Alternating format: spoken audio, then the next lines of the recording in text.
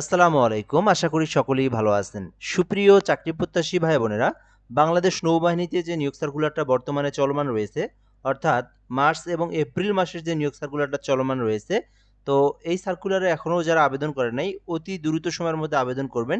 কেননা এই আবেদনটা 20শে এপ্রিল পর্যন্ত চলমান থাকবে। আমি আবারও বলি, 20শে এপ্রিল পর্যন্ত আবেদনটা চলমান থাকবে। এরপরে কিন্তু আর আপনারা আবেদন করতে পারবেন না।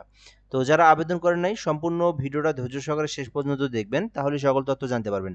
আর যারা আবেদন করছেন তারা এই পরীক্ষায় কোন ধরনের প্রশ্ন আসে, অর্থাৎ বাংলাদেশ নৌবাহিনীর পরীক্ষায় কোন ধরনের প্রশ্নগুলো আসে, কিভাবে প্রিপারেশন নেবেন, কোথায় থেকে সেই প্রশ্নগুলো পাবেন, সেই বিষয়গুলো নিয়ে আমি আলোচনা করব। সম্পূর্ণ ভিডিওটা ধৈর্য সহকারে দেখলে আপনারা এই বাংলাদেশ নৌবাহিনীর যে নিয়োগ সার্কুলারটা রয়েছে এটা সম্পর্কে সকল তথ্য এই ভিডিওর মাধ্যমে জানতে পারবেন। শুরু করার আগে একটা বিষয় বলে নিই, যারা আমাদের চ্যানেলে নতুন আছেন অবশ্যই সাবস্ক্রাইব করে রাখবেন। বাংলাদেশের সকল সরকারি নিয়োগ সার্কুলারগুলো এই চ্যানেলে আমি আপলোড দিয়ে থাকি। তো যারা নতুন আছেন অবশ্যই সাবস্ক্রাইব করে রাখবেন। বাংলাদেশ নৌবাহিনী নাবিক ও এমওডিসি নৌ ভর্তি বিজ্ঞপ্তি যেটা হচ্ছে 2026 সালের বর্তমানে আবেদন চলমান রয়েছে, যেটা 20শে এপ্রিল পর্যন্ত চলমান থাকবে। আচ্ছা, তো যারা আবেদন করছেন তাদের মধ্যে একটা বিষয় বলে নেই, আপনারা কিন্তু আমাদের থেকে একদম চূড়ান্ত সাজেশন 2026 সালের চূড়ান্ত যে সাজেশন এটা কিন্তু আমরা তৈরি করছি নৌবাহিনীর লিখিত পরীক্ষা, এবং এটা নিয়ে আপনি ভাইভাতে উত্তীর্ণ হতে পারবেন এই সাজেশনটা পড়ে। তো একেবারেই একদম আপডেট একটা সাজেশন আপনারা কিন্তু আমাদের থেকে সংগ্রহ করে নিতে পারেন। তো এটা নেওয়ার জন্য আপনাদেরকে কি করতে হবে, আমাদের কিন্তু একটা হোয়াটসঅ্যাপ নাম্বার দেওয়া রয়েছে এখানে। এই নাম্বারে আপনাদেরকে যোগাযোগ করতে হবে। এই নাম্বারে যোগাযোগ করলে আপনি আমাদের থেকে পিডিএফটা সংগ্রহ করে পড়তে পারবেন, মোবাইলেই পড়তে পারবেন। এটা কিন্তু আপনাকে প্রিন্ট আউট করার প্রয়োজন নাই। আপনি মোবাইলেই একদম এইচডি ক্লিয়ার রয়েছে, জাস্ট আপনি পিডিএফটা ওপেন করে পড়বেন। তাহলে আপনি নৌবাহিনীর যে পরীক্ষা এটাতে আপনি উত্তীর্ণ হতে পারবেন, এবং ভাইভাতেও আপনি উত্তীর্ণ হতে পারবেন। তো যাদের প্রয়োজন নৌবাহিনীতে যারা আবেদন করছেন অবশ্যই পিডিএফটা আপনারা সংগ্রহ করে আপনারা পড়বেন, ঠিক আছে? আচ্ছা, এরপরের মধ্যে একটা বিষয় বলে নেই, যারা আবেদন করেন নাই তারা কি করবেন, তারা কিন্তু কারা কারা আবেদন করতে পারবেন এই বিষয়গুলো নিয়ে একটা আলোচনা করি। তো এখানে বেশ কিছু পদের নাম রয়েছে। তো এখানে সব থেকে বড় পদ যেটা সেটা হচ্ছে এই যে ইউসি সিম্যান কমিউনিকেশন টেকনিক্যাল, অর্থাৎ আপনি কিন্তু যে সিম্যানে যদি আবেদন করেন এটাতে 300টি পদ রয়েছে। কমিউনিকেশন টেকনিক্যাল পদে মোট 300টি পদ রয়েছে, ঠিক আছে? আর এখানে শিক্ষাগত যোগ্যতা শুধুমাত্র এসএসসিতে 3.50, শুধুমাত্র 3.50 এসএসসিতে থাকলে আবেদন করতে পারবেন। এছাড়াও রেগুলেটিং রয়েছে 15টি পদ রয়েছে, রাইটার রয়েছে 18টি পদ রয়েছে, স্টোর রয়েছে যেখানে 16টি পদ রয়েছে। এখানে আবেদনের জন্য এসএসসিতে শুধুমাত্র 3 পয়েন্ট থাকলে আবেদন করতে পারবেন। এছাড়াও মেডিকেল রয়েছে, শুধুমাত্র জীববিজ্ঞান সহ আপনাকে 3.50 থাকলেই এসএসসিতে তাহলে আবেদন করতে পারবেন। এছাড়াও কুক রয়েছে এবং স্টুয়ার্ড রয়েছে, যেখানে কুকে 35, স্টুয়ার্ডে 20টি পদ রয়েছে। এখানে আবেদনের জন্য শুধুমাত্র এসএসসি ভোকেশনাল থাকলেই সরি, এখানেও এসএসসি পাস থাকলে আপনি আবেদন করতে পারবেন। 2.50 আপনার রেজাল্ট থাকতে হবে, ঠিক আছে? এছাড়াও টোপাস পদ রয়েছে জাস্ট অষ্টম শ্রেণী, অর্থাৎ অনেকেই কিন্তু শুধুমাত্র অষ্টম শ্রেণী পাস করে এই সার্কুলারগুলোতে আবেদন করতে চান, তারা কিন্তু জাস্ট অষ্টম শ্রেণী পাশে টোপাসে আবেদন করতে পারেন। এছাড়াও এমওডিসি রয়েছে, যেখানে আপনি 8টি পদ রয়েছে, শুধুমাত্র এসএসসি পাশে আবেদন করতে পারবেন, তবে 3.50 আপনার রেজাল্ট থাকতে হবে। তো আপনার শিক্ষাগত যে যোগ্যতা রয়েছে, আপনার পয়েন্ট, তারপরে আপনার এসএসসি না অষ্টম, সেই অনুযায়ী আপনি যে পদে আবেদন করতে ইচ্ছুক এইটা আপনি আগে মিলাবেন, আপনার শিক্ষাগত যোগ্যতা মিলাই আপনি যেটাতে ইচ্ছে সেটাতে আবেদন করতে পারবেন, ঠিক আছে? আচ্ছা, এরপর আমি আপনাদেরকে বলবো, আপনারা যারা এই যে এটাতে যোগ্য সিম্যানে আপনারা আবেদন করতে পারেন, যাদের 3.50 রয়েছে সিম্যানে আবেদন করতে পারেন, যেহেতু এটাতে পদের সংখ্যাটা বেশি। তো যাই হোক, এটা আপনাদের ব্যক্তিগত বিষয়, যে যার ইচ্ছা সে সেই পদে আবেদন করতে পারেন। এরপর আমি যে বিষয়গুলো বলবো আপনাদেরকে বা আমি দেখানোর চেষ্টা করব সেটা হচ্ছে আবেদনের জন্য উচ্চতা, বুকের মাপ, ওজন, চোখের দৃষ্টি এগুলো স্বাভাবিক, এগুলো নিয়ে কোনো ধরনের সমস্যা নাই। শুধুমাত্র উচ্চতাটা ইম্পর্টেন্ট। উচ্চতা হচ্ছে আপনার সিম্যানে কেউ আবেদন করতে চাইলে 5 ফুট 6 ইঞ্চি, রেগুলেটিংয়ে আবেদন করতে চাইলে 5 ফুট 8 ইঞ্চি, এবং অন্যান্য শাখা যেগুলো রয়েছে, বাকি শাখাগুলো রয়েছে যেমন communication technical, medical, writer, store cook, এগুলোতে মাত্র 5 ফুট 4 ইঞ্চি হলে আবেদন করা যায়। আর এমওডিসিতে 5 ফুট 6 ইঞ্চি হলে আবেদন করা যায়। তো এখানে কিন্তু ছেলে মেয়ে উভয়ে আবেদন করতে পারবেন, ঠিক আছে?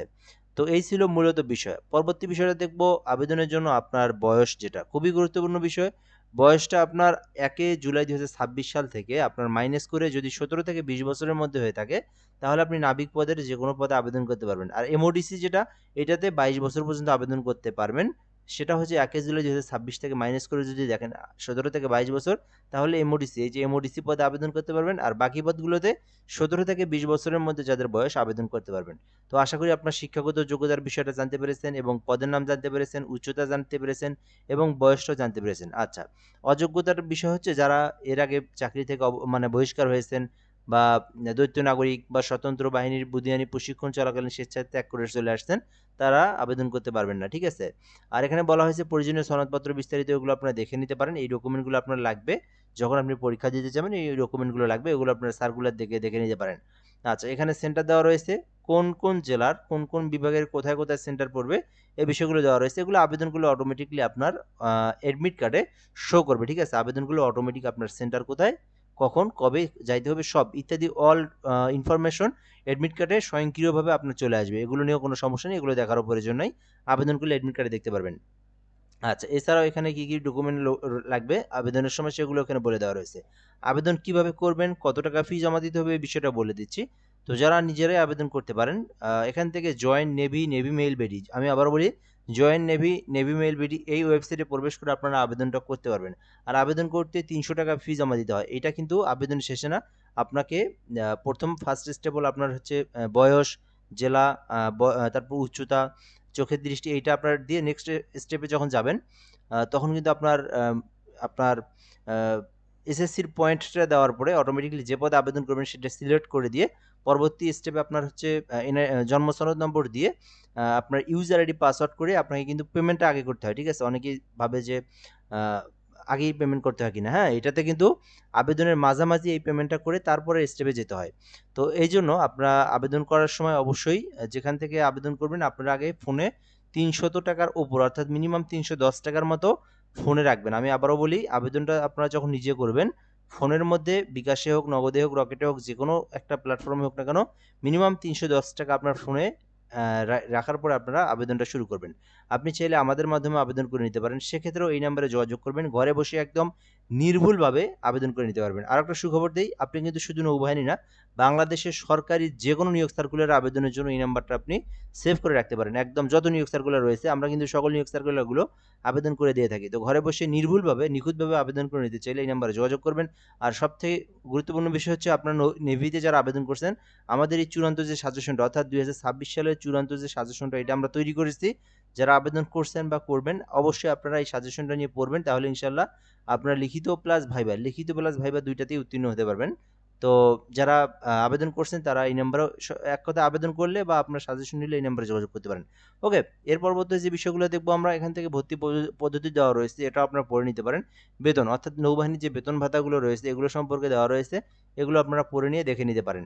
তো সব থেকে গুরুত্বপূর্ণ বিষয় যেটা সেটা হচ্ছে মানে খুবই গুরুত্বপূর্ণ বা ইন্টারেস্টিং মানে ইম্পর্টেন্ট যে বিষয়টা সেটা হচ্ছে আবেদনটা কিন্তু 18 মাস, ও আচ্ছা 20 না 18 মাস, শুধুমাত্র 18 মাস পর্যন্ত আবেদন রয়েছে। শুধুমাত্র 18 তারিখ পর্যন্ত আবেদন করতে পারবেন। এরপরে আবার না না 20 তারিখ, আমি তো যেটা আগে দেখছি সেটা ঠিক আছে। 18 মার্চে শুরু হয়েছে, 20 এপ্রিল পর্যন্ত চলমান থাকবে। বিষয়টা আমি আরেকবার সুন্দর করে বলি, 18 মার্চ শুরু হয়েছে অর্থাৎ এখনো আবেদন চলমান রয়েছে। আমি ভিডিওটা 15 তারিখে তৈরি করতেছি, এটা 20 তারিখ পর্যন্ত করতে পারবেন, অর্থাৎ আরও 5 দিন রয়েছে। আপনারা যারা আমার এই ভিডিওটা 20 এপ্রিলের আগে দেখবেন, যারা আমার ভিডিওটা 20 এপ্রিলের আগে দেখবেন আপনারা আবেদন করতে পারবেন। 20 তারিখের পরে আর আবেদন করতে পারবেন না। তো এই ছিল মূলত বিষয়। তো যারা আবেদন করছেন বা যারা করেন নাই তারা 20 তারিখে, যারা আবেদন করেননি তারা 20 তারিখের মধ্যে আবেদন করবেন। আর যারা করছেন তারা আমাদের থেকে সাজেশন নিতে পারেন এবং আপনারা প্রিপারেশন নিতে পারেন, পড়ালেখা শুরু করতে পারেন। এটার জন্য যে বিষয়গুলো পড়তে হয়, নৌবাহিনীর পরীক্ষায় যে ধরনের প্রশ্ন আসে এগুলো আপনারা পড়া শুরু করবেন। তো এ পর্যন্ত ভিডিওটা, ধন্যবাদ, ভালো থাকবেন, আসসালামু আলাইকুম।